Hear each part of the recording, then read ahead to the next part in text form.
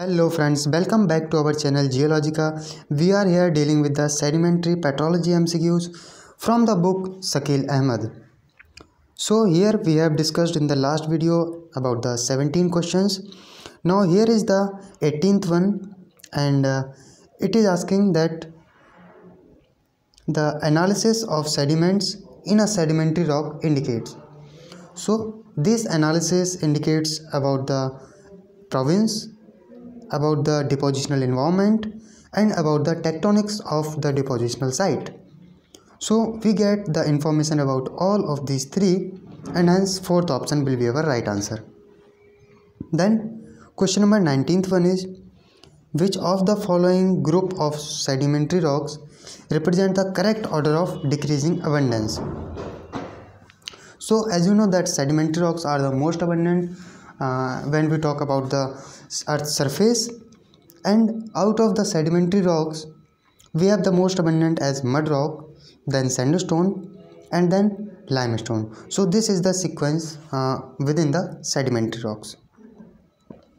Then next question is, what kind of igneous rock is likely source for an arkose sandstone? You know that the arkose sandstones are where we have the plagioclase, more plagioclase. So as you know that granite is a igneous plutonic rock which has mainly quartz and plagioclase. So this should be the source rock for an ideal arkose sandstone. And hence second option will be our right answer. Then question number 21st is, the lateral variations in sediment type in a sedimentary formation are called. So what happens is that there are many sedimentary basins which are very large, so you cannot say that at a point whatever is happening with the sediments, the same conditions are there on the other point. So there are some sort of lateral variations, and these variations we call them as the sedimentary facies. As you can see that this is the, let us consider that this is the sedimentary basin. So whatever deposition are going on here, they are not similar to those which are here. So this is the variation which is known as the sedimentary facies, like deep sea facies, and you can say beach facies, deltaic facies. So different facies are there. Then you have the next question, which of the following cations is the most abundant cation in seawater? As all of us know that the important salt content in seawater is NaCl. So simply it is asking about the cation, and sodium is the cation. So hence third option will be our right answer. The next question is, chemical composition of dolomite.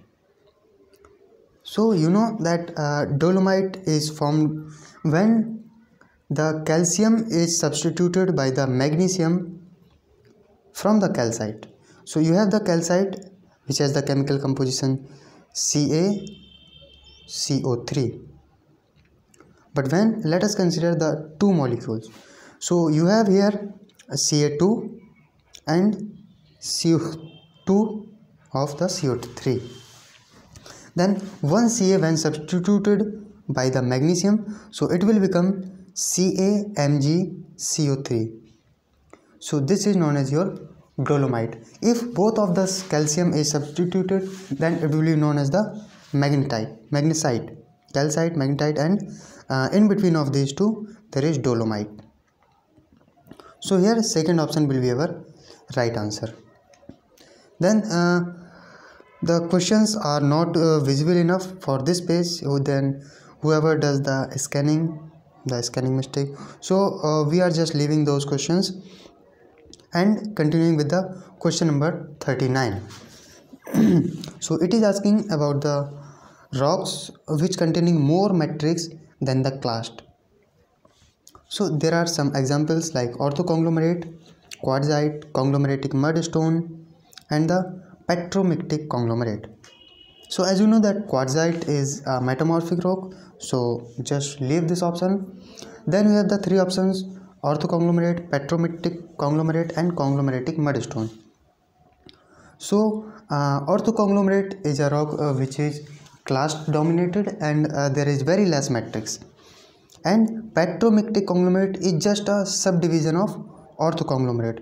So this is the less matrix, and definitely this is also the less matrix. Then the only option you have is the conglomeratic mudstone. So third option here is the right answer. Now next question is guano. So guano is a deposit which is very much rich in terms of phosphate, in terms of nitrogen as well as potassium. So guano is a deposit, phosphatic deposit you can say, and rich in nutrients like potassium, nitrogen as well as the phosphates. Then next question is a dull, black, compact variety of coal with a pitch-like appearance and conchoidal fracture is known as. So this is known as your canal coal. It is just a advanced, or you can say just a subdivision of bituminous coal. Okay, so it has the more prominent conchoidal and glassy-like appearance you can see in this canal coal. Then next question is, in orthoquartzite the percentage of quartz is. So this is one of the important rock type which mostly people have got confused that what should be the quartz percentage, whether it is sedimentary considered or we will consider it metamorphic. So in orthoquartzite this is actually a sedimentary rock, but here whatever clast you have, it is consist of quartz. Whatever matrix you have, it is consist of quartz, and whatever cementing material you have, it is also quartz. So it is a sedimentary rock where matrix, clast, cementing material, everything is quartz. That's why it has the more than 95% quartz. So keep in mind, orthoquartzite is not a metamorphic rock, it is a sedimentary rock. Then question number 43 is, coarser grains on the crest of ripples are characteristic of. So this is the characteristic of Aeolian type current ripples. I don't know actually the correct explanation for this, but the answer is Aeolian type current ripples. Then question number 44 is, giant ripples are very much common in the fluvial environment. Then ripple index, you know what is the ripple index? It is the ratio of any ripple. Let us consider this is a ripple. So it is the ratio between the wavelength and the height. So this is known as the ripple index, Ri. So for the action of wind, ripple index is greater than 15. Then which of the following is characterized by the best sorting of particles? So here the sorting of particle is best seen in the beach sediments, but as far as I think best sorting should be of lost sediments. In the book the D is the right one, but I am not satisfied with this answer. You can comment your thinking, what you think. Then question number 47th one is, how could one distinguish between quartzite and a quartz sandstone? And here you have the options. There is a greater percentage of quartz in quartzite than in quartz sandstone. The mineral grains in a quartzite are interlocked, where those in a quartz sandstone are not. Quartzite is green or brown and quartz sandstone is white. Quartzite doesn't contain vesicles, where quartz sandstone contain vesicles. So here the correct option is your second. Mineral grains in quartzite are interlocked, and it is because it has undergone more pressure and temperature than that of quartz sandstone. That's why they are more interlocking than that of sandstone. Then another question is, a geologist studies sandstone under microscope and discovers that its sand particles are very sharp, angular piece of quartz as well as the lithic fragments. Then what can be deducted from this observation? So these type of questions makes your mind more open, how you can think in a different way. So suppose you are watching this and you will get a sharp angular pieces of quartz as well as the lithic fragments. What you will think?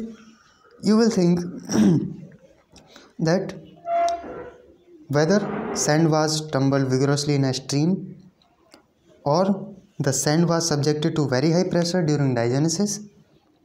Sand did not travel very far from where its parent rock disintegrated, and the sand was transported by wind in a desert. So here the correct option is the third one. Now here you are getting the sharp as well as angular. When there is a large degree of you can say traveling or large degree of transportation, the degree of roundness is also increased. The particles become less angular and more rounded form. So one thing is this. Another thing is you are getting the lithic fragments as well. So with due course of time, if you if any rock particle moves more and more, then definitely it will got disintegrated, and the weathering process, it will weather very much. But if you don't travel, then definitely weathering will be less. That's why you are getting the lithic fragments, because of you are near, you are not traveled very far. So hence here third option is our right answer. So it's all about for today. In the next video we will see another questions. Till then, thank you. And yes, you can also join our Telegram channel. Link is given in the description box. Or if you want to follow, you can follow me on Instagram. The both link are given in the description box. Thank you.